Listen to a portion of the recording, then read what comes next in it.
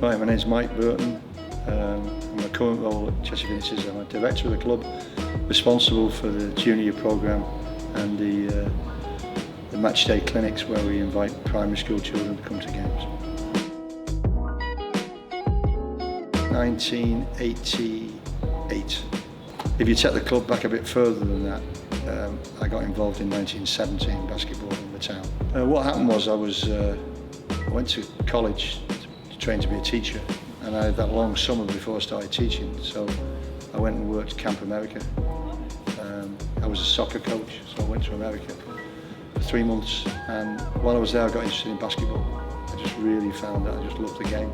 So I came back here, and at the time the only sports hall in the town was at the youth centre, and I went and had a chat with the youth leader there, a lady called Enid Hessler, and asked her whether I could start a basketball team. And she said, we haven't got a space for a basketball team, but we've got a space for a volleyball team, but I can't find anyone to run a volleyball team.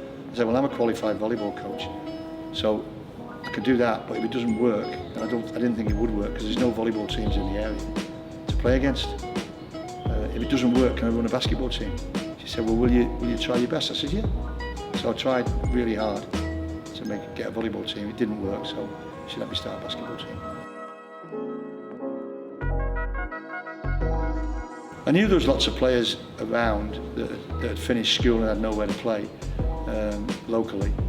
And there were 4 divisions of the Merseyside League, so it was quite strong in the area.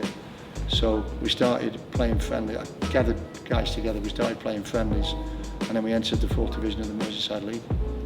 And so we won the league in the first year, and then went into Division 3 and then won that, and then Division 2 and won that, and then went into Division 1, and there were some really, really good teams in Division 1. So it took us about 4 years to get up there.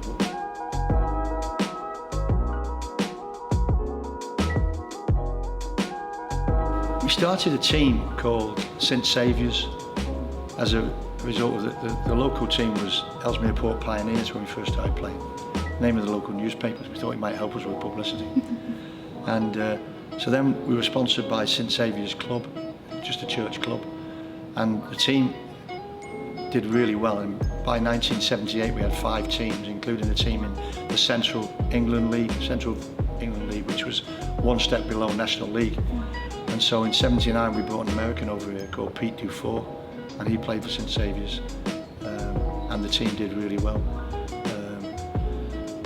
And the team was doing well, and we became Ellesmere Port Basketball Club in 1984. But I moved to Manchester as assistant coach to Manchester Giants in the top league. So I then left the club, and I was there from '84 till '88, '89, and then came back here after 5 years working as an assistant coach with 3 different American coaches. Just really wanted to learn the trade really with the top coaches. So then I was asked to come back by the then chairman, which was Joe Lofthouse, come back to the club and coach the team. So I came back, and the team were then in the 2nd division, National League, and we had an all-English policy, no Americans. And we won the 2nd division, even though we were playing against teams who had Americans. And we went up into the top league, which was the BBL. And we went in with a view to going without Americans. So we played our first 13 games and lost them all. And then did a U-turn and brought in 2 Americans, just to be competitive. And then, from then on, the team has been in the league ever since. So in 1991, we were in the BBL, and we've been in the top league ever since. But it changed its name from the Jets to Phoenix about 6 years ago.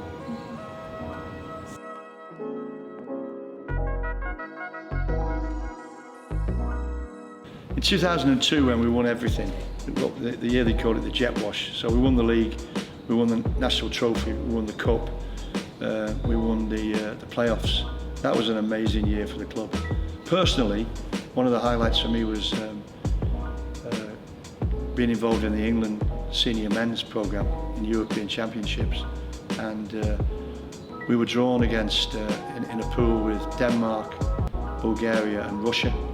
So we ended up going to Moscow in 1991, and it we had a really good England team, and we were leading the whole game, and then just lost it in the last 20 seconds. So we lost by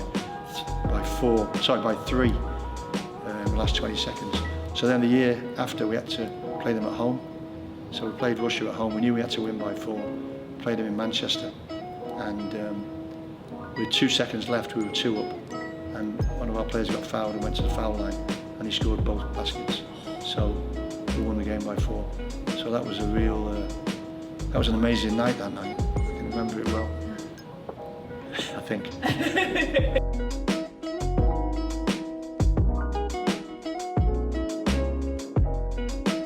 Prior to this year, I was assistant coach. I've had 10 years of being head coach, but I've been assistant coach to all the coaches since then.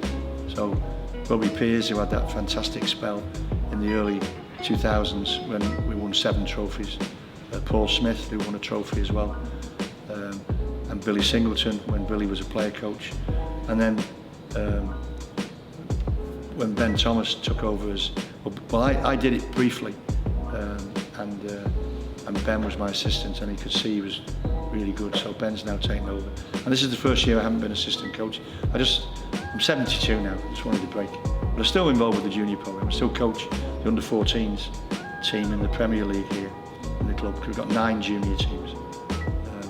And we've got the outreach into all the schools in the area. So this year we're involved with 150 primary schools in the area. And we go into those schools and do different things with them.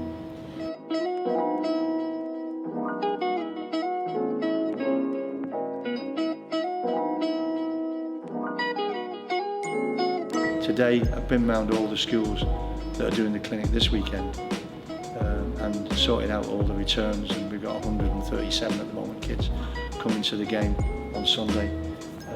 So we bus them in and we coach them, we give them an hour and a half's coaching, we give them a meal, they meet the players, they watch the game, and their parents and family get tickets at a vastly reduced rate. And that's basically just our community work. It's spreading the name of the club and the interest in the community, and that's why we're getting more and more people. Because when we moved from the Northgate Arena, it was quite a task, because this place is over twice the size of Northgate Arena. So to try and fill this place was quite a task in a town the size of Ellesmere Port with 55,000 people. We're getting better gates than teams like Sheffield, who've got over 300,000 people.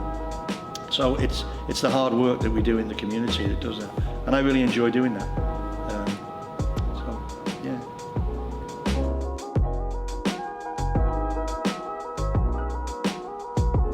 I was brought up in the town. I went to school in the town,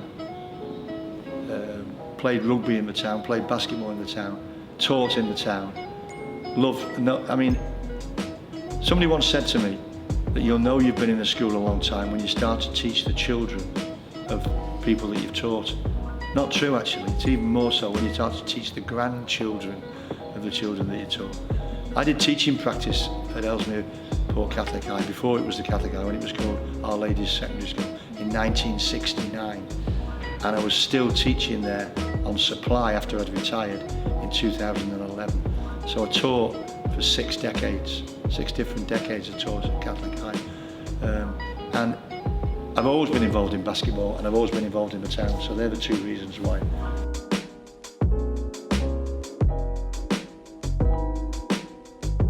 I want to see them filling this place. So much so that at times, if they've got a really, really big game, they have to hire the Echo Arena in Liverpool because they can't get enough people in here. I'd like to see them competing for every major honour in the country, and I'd like to see Ben Thomas as the head coach. Well, thank you so much for talking to us today. It's really interesting. Thank you so much. You're welcome. That's great. Thank you.